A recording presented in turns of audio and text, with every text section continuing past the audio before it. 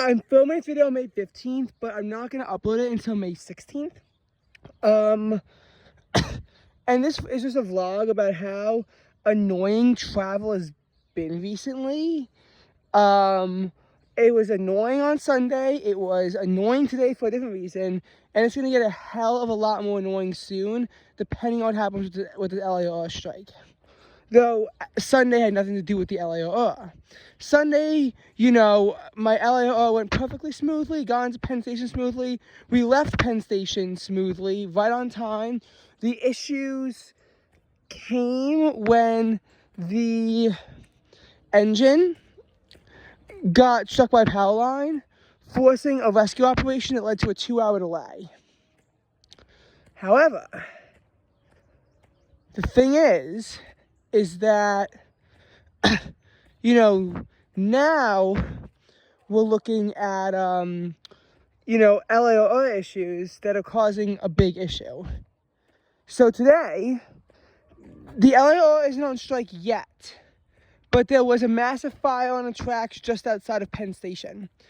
And LAR service out of Penn Station was very limited. Now, I don't understand why Amtrak doesn't make a stop at both Penn and Grand Central. Yes, I get that they're close, but Newark Airport and Newark Penn both have a station too, so, you know, I don't see why they just don't do a stop there. Nonetheless, they didn't. And the other annoying thing about the city is that there's also not even a direct connection between Grand Central and Penn. So this is annoying for Metro North commuters, because now if you're a Metro North commuter, you have to go from, what's it called? You have to go from, you know, Penn to Grand Central all the time. And I felt like one today because you have to go across the city. And you can only take a subway some of the way there. So I had to take a subway from 34th to 42nd. Which, by the way, costs $3.50. Subway ticket prices are absolutely insane these days.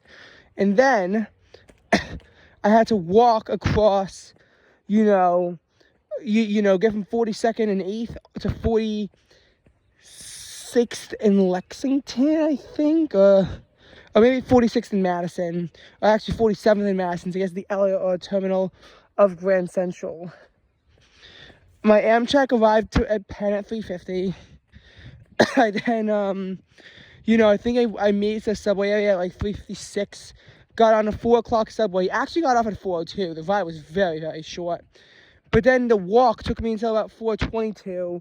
And by the time I got there, the train was packed. Because everyone's going out of Grand Central. Because there is no service, you know, out of Penn. Or very reduced service. And we've had to wait until 4:40 for a train out of Penn. The issue is, though, is that, you know, tomorrow as I film this video, but today, as it's uploaded, the LAR might be going on strike. Now, I'm not saying it definitively is going on strike, and even if it does, it might not affect my travels if they resolve it quickly, which is why I'm kind of hesitant to schedule until midnight. I just am anyway. So we'll see about this. If the LAR is running smoothly, there might not be any issues whatsoever. If it's not, though, the issues are massive.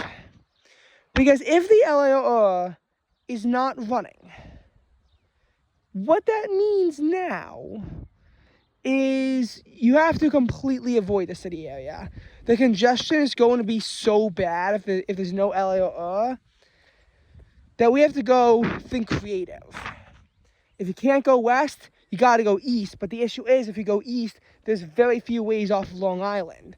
The annoying part is that the easternmost bridge out of Long Island is the Throgs Neck Bridge on I-295. That's in Queens. That's in the heart of the congestion. At that point, you might be able to make it to Jamaica Station in Queens and you know, have that work out for you.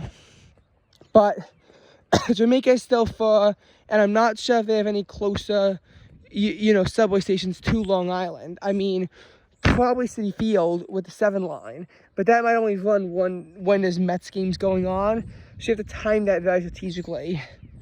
So what we're doing instead is, if the LAR goes on strike, we're taking a ferry. We're taking a ferry from Port Jefferson, so about 45 minutes out east, to Bridgeport, and then taking a ride to Stamford and getting on an Acela train that's going to get us to Wilmington. The plan is we get on a 502 Acela. This probably means taking a 2:15 ferry and leaving our house around 1 o'clock. If there's no strike, we're instead taking a train at, we're taking a Northeast Regional at 6:05 that gets into Newark, not Wilmington, Newark, at 8:08. And, if that happens, we're probably leaving our house around 4. And getting on an LIR train is about 4:10. So that's the big discrepancy there with the whole thing, and whether or not my commute is 4 hours or 7. Coming back, there is no Acela option. We just have a ticket on a train to Bridgeport, and if it's not on strike, we'll just get off at Penn. I think the train's at 12:05. I think we probably get to Penn around 2 o'clock. We don't get to Bridgeport until 3:35, however. And then after that, we have to take another ferry back down. Probably the 4:15, 4:30 ferry. We wouldn't get back to Long Island until, 5:30. We probably won't get home until 6 in that scenario. Compare that if the LAR is not on strike, we're probably getting home around 3. So again, 3-hour difference because of the LAR strike. And this makes sense. This absolutely makes sense. It's about a 45-minute drive to the ferry terminal. The ferry ride is about an hour and 15 minutes.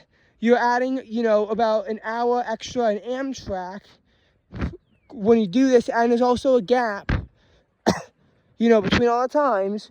However, you are taking the LAR out of it, which is about 45 minutes, not factoring in the fact that you have to wait for a train. So you do lose some time, but you gain so much more. It's about a 3-hour difference. Now, I feel like it's more likely on that Sunday is when we have to do this than Wednesday, because I do feel like by the time we get to Wednesday, it would be day 6 if it happens, and there is going to be an enormous strain on Long Island to do this. However, here's the issue. We now live in an era where the government is willing to shut down for months at a time, hurting the American people because they won't negotiate in good faith. Thankfully, the Senate has passed a resolution unanimously, I might add, where they will not get paid during a government shutdown. I along with almost every other American, likes this. I think that if you're not, letting other Americans get paid, you should not be getting paid either. And I think this would cause more pressure on Congress to resolve the shutdown more immediately. However, the House has not done that. Now, if the strike happens, the MTA is losing a lot of fares, and, the workers are not getting paid either. So we'll see what happens. There could be a last-second negotiation, or there could not be.